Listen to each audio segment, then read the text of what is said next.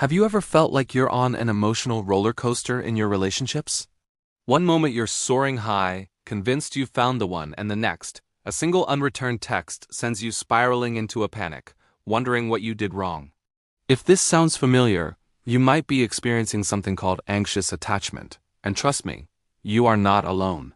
Today, we're going to dive deep into what anxious attachment is, where it comes from, what it looks like in daily life, and most importantly, how you can start healing and building the secure, loving relationships you deserve.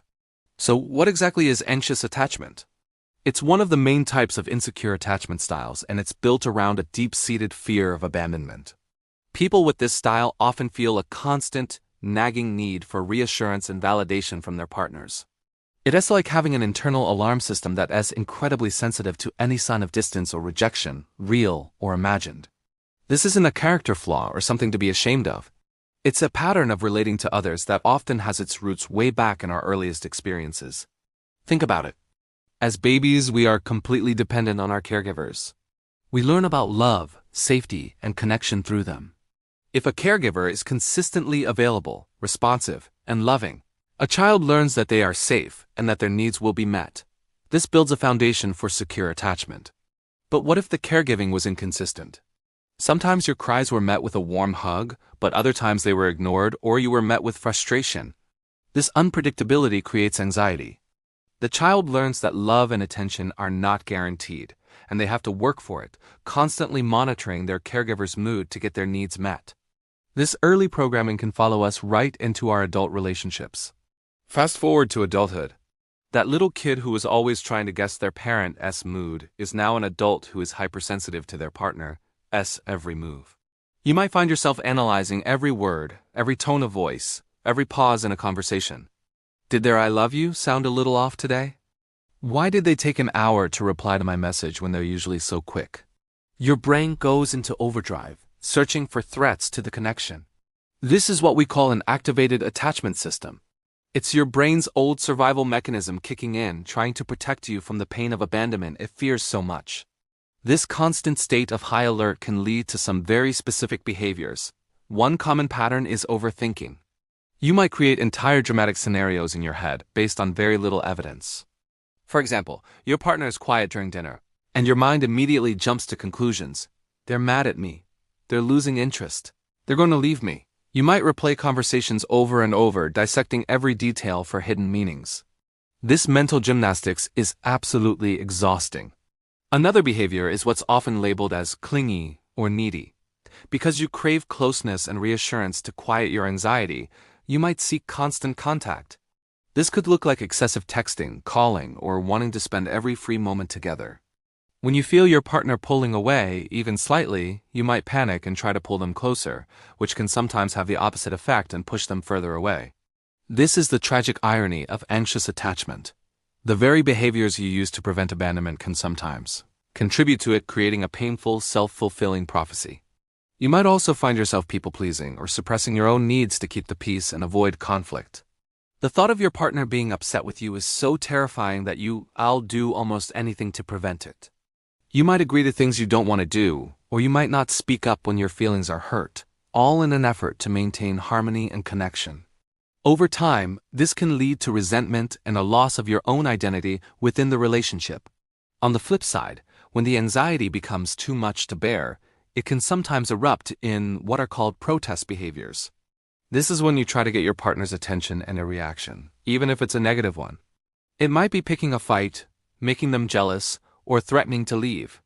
These aren't conscious manipulative tactics. They are desperate subconscious cries for connection, a way of saying, "Please, just show me that you care. Show me that I matter to you." Living with an anxious attachment style can feel like you're constantly walking on eggshells, even when there are no eggshells to be found. The good news, the really, really good news, is that attachment styles are not set in stone. You can heal. You can develop what's called earned security. It takes self-awareness, compassion, and a commitment to doing the work, but it is absolutely possible. The first and most crucial step is awareness. Simply understanding why you feel and act the way you do is incredibly powerful. Recognize that this isn't just who you are. It's a learned pattern. When you feel that wave of anxiety wash over you, instead of immediately reacting, try to pause. Take a deep breath. Acknowledge the feeling without judgment. You can say to yourself, okay, my attachment system is activated right now. I'm feeling scared of being abandoned.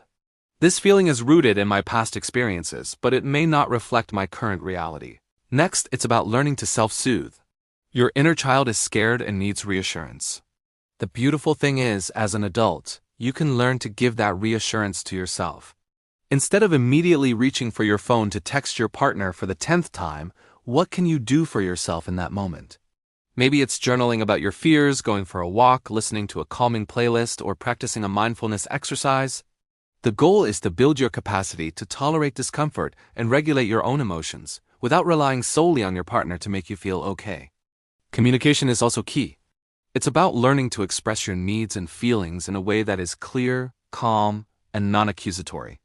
Instead of saying, "You never text me back, you don't care about me," which puts your partner on the defensive, you could try something like, "When I don't hear from you for a while, I start to feel anxious and disconnected. Could we maybe agree on checking in once during the day? It would help me feel more secure." This uses I statements and focuses on your feelings and a potential solution, rather than blame. Choosing the right partner is also a huge piece of the puzzle. If you have an anxious attachment style, being with someone who has an avoidant style, someone who fears intimacy and often pulls away under pressure, can be incredibly triggering. It can create a painful push-pull dynamic known as the anxious avoidant trap. While it's not impossible, it requires a lot of work from both partners. Ideally, dating someone with a secure attachment style can be incredibly healing. A secure partner is consistent, reliable, and comfortable with intimacy. They can provide the stable base you need to feel safe and can model healthy relationship behaviors, helping you co-regulate and build your own security over time. Finally, be patient and compassionate with yourself. Healing is not a linear process. There will be good days and bad days. There will be times you fall back into old patterns. That's okay. The goal isn't perfection. It's progress. Every time you choose to self-soothe instead of react, every time you communicate your needs calmly, every time you offer yourself compassion instead of criticism, you are rewriting your own story. You are teaching your brain that you are safe, you are worthy of love, and you can handle the ups and downs of relationships. If you find that these patterns are deeply ingrained and causing significant distress in your life, seeking support from a therapist who specializes in attachment theory can be a game changer. They can provide you with tools, guidance, and a safe space to explore these patterns and build new, healthier ones. Remember, your desire for connection is beautiful. It's a fundamental human need. The work is not to get rid of that need, but to learn how to meet it in a way that feels calm, secure, and empowering for both you and your partner. You have the power to break the cycle and create the loving, stable relationships you've always longed for. Thank you so much for spending this time with me today. I hope this was helpful. If you related to this video, please let me know in the comments. Your story matters, and sharing it can help so many others feel less alone. Don't forget to like and subscribe for more content on building healthier relationships and a happier you. See you next time.